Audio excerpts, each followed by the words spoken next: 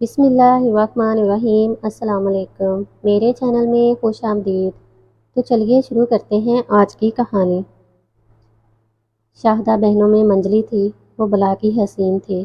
تیکھے نینوں، سنہری رنگت اور لمبے قد کی وجہ سے سبھی اس پر نظر بھر کر دیکھتے۔ تبھی والدین کو اسے جلد از جلد بیاہنے کی فکر پڑ گئی۔ وہ اپنے چچا زاد سے بچپن سے منسوب تھی، لیکن اس کے حسن کے سامنے اس کا منگیتر بالکل بے جوڑ، بے ڈھنگا اور بدھا تھا۔ دیہات میں تو لڑکی کو بولنے کا حق ہی نہیں ہوتا، تبھی وہاں لڑکیاں ماں باپ کے فیصلے پر خاموشی سے سر جھکا لیتی ہیں یا پھر گھر سے بھاگ جاتی ہیں۔ شاہدہ نے پہلا راستہ چنا اور ماں باپ کے سامنے سر جھکا لیا۔ یوں ویدو کے ساتھ اس کی شادی ہو گئی۔ ویدو نہ تو پڑھا لکھا تھا اور نہ ہی کماؤ۔ بیچارہ جو کماتا آدھی کمائی ماں کو دے دیتا اور آدھی بیوی کے ہاتھ پر رکھ دیتا، مگر زندگی کی گاڑی اس قلیل آمدنی کے بٹوارے پر سہولت کے ساتھ چلتی نہ تھی۔ شاہدہ جو پہلے ہی اس کے ساتھ شادی پر خوش نہ تھی، بھوک اور افلاس کا شکار ہوئی تو اسے اور بھی غصہ آیا۔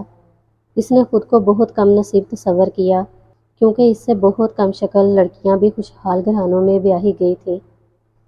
اب وہ ہر کسی کے سامنے رو رو کر اپنا دکھ کہنے لگی۔ اس کی ایک سہیلی بڑی عمر کی تھی، وہ اچھی عورت نہ تھی۔ اس نے شاہدہ کو عیش و آرام کی زندگی کا پروگرام بنا کر دیا اور اسے اس امر پر اکسانے لگی کہ اپنی کوششوں سے ہی اپنی قسمت بدلی جا سکتی ہے۔ ویدو شادی کے 2 سال بعد پولیس میں خانسامہ بھرتی ہو کر چلا گیا۔ وہ ہر ماہ باقاعدگی سے تنخواہ گھر بھجوا دیا کرتا تھا، لیکن اس کی بیوی کو اب اس کی کمائی کی ضرورت نہ رہی تھی۔ اس نے اب اس مشورہ دینے والی عورت کے ساتھ مل کر خوشحالی کا ذریعہ تلاش کر لیا تھا۔ اس عورت کے ذریعے کھاتے پیتے گھرانوں کے اکثر نوجوان لڑکے شاہدہ کے گھر آنے لگے تھے، اور وہ بھی دن بدن نکھرنے لگی تھی۔ اب اس کے لبوں پر کوئی شکوہ نہ رہا تھا، چہرے پر زردی کی جگہ لالی نے لے لی تھی۔ سسر تھا ہی نہیں، ساس بھی مر چکی تھی۔ شاہدہ کا شوہر نہایت سادہ اور کچھ کام عقل بھی تھا۔ وہ چھٹی پر آتا تو بیوی اسے کھانا نہ دیتی، وہ تب بھی برا نہ مناتا اور ہوٹل کی روٹی سے پیٹ بھر لیتا۔ وہ اس کے ساتھ سیدھے منہ بات نہ کرتی۔ وہ دبی زبان سے احتجاج کرنا چاہتا تو وہ ایسی خرافات سناتی کہ وہ دبک کر چپ ہو جاتا۔ رات ہوتی تو ویدو ڈرتے ڈرتے اس کو اپنے شوہر ہونے کا احساس دلاتا اور پھر بھی اسے خاطر میں نہ لاتی۔ اس طرح وہ بیچارہ نامراد ہی واپس ڈیوٹی پر چلا جاتا۔ وقت گزرتا گیا، اس عرصے میں وہ 4 بچوں کی ماں بن گئی۔ اس نے پرانا گھر بدل کر نئے محلے میں کچھ بہتر گھر لے لیا تھا۔ اس کی خوبصورتی میں ابھی تک کوئی فرق نہ آیا تھا۔ اس کے حسن کے چرچے اب بھی دور دور تک تھے۔ اب بھی وہ رات کو بچے اپنی سہیلی کے حوالے کر کے کہیں چلی جاتی اور صبح کو لوٹتی تھی۔ لوگوں نے جب دیکھا کہ شاہدہ کے کرتوت خراب ہوتے جاتے ہیں تو انہوں نے اعتراضات اٹھانے شروع کر دیے۔ وہ بھی ہوشیار تھی۔ اس نے بیٹھک میں پرچون کی دکان کھول لی۔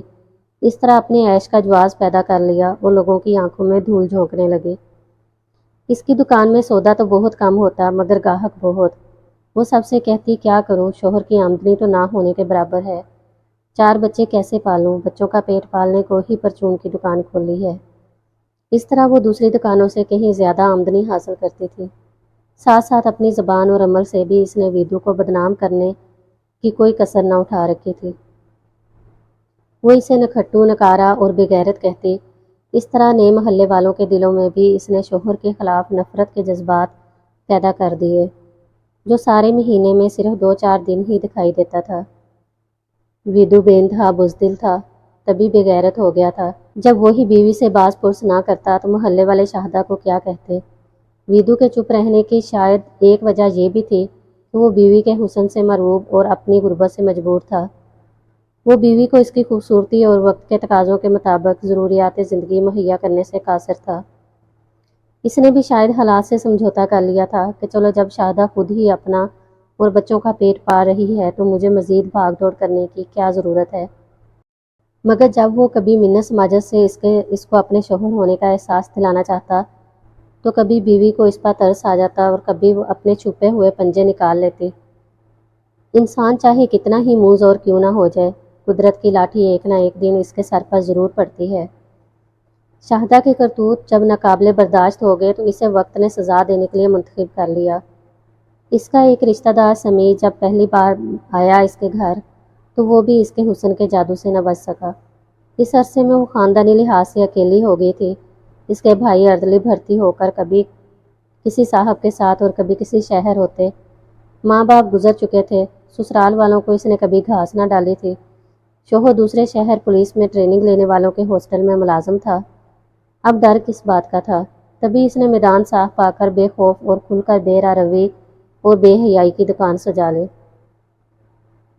سمیع پہلی دفعہ آیا تو شاہدہ نے اسے جانے کیسی جھلک دکھائی کہ وہ بار بار آنے لگا۔ حالانکہ وہ شادی شدہ تھا پھر بھی اس عورت پر فریفتہ ہو گیا اور ہر ہفتے اس کے در پر حاضری دینے لگا۔ اس کے بچوں کے لیے باقاعدگی سے فروٹ، مٹھائی، کپڑے اور کھلونے لاتا۔ شاہدہ نے اس سے مستقل ناتا جوڑ لیا۔ اب کسی کو وہ منہ نہ لگاتی تھی۔ سمیع بھی اس شرط پر اسے ہر ماہ کافی رقم دیتا تھا کہ وہ کسی اور سے ناتا واسطہ نہ رکھے گی۔ لیکن جو اس کے پرانے ملنے والے تھے انہیں یہ بات اچھی نہ لگی۔ انہوں نے ایک منصوبہ بنایا۔ ایک رات سمیع اور شاہدہ ایک ہی کمرے میں سوئے ہوئے تھے۔ گاؤں کے چند معزز آدمی اور کچھ نوجوان اچانک اس کے گھر کے صحن میں داخل ہو گئے۔ سمیع تو کھڑکی سے بھاگ کر جان بچانے میں کامیاب ہو گیا، لیکن شاہدہ کو اپنی لغزشوں کی یہ سزا ملی کہ وہ سارے گاؤں میں بدنام ہو گئے۔ گلی گلی اس کی بد چلنی کے چرچے ہونے لگے۔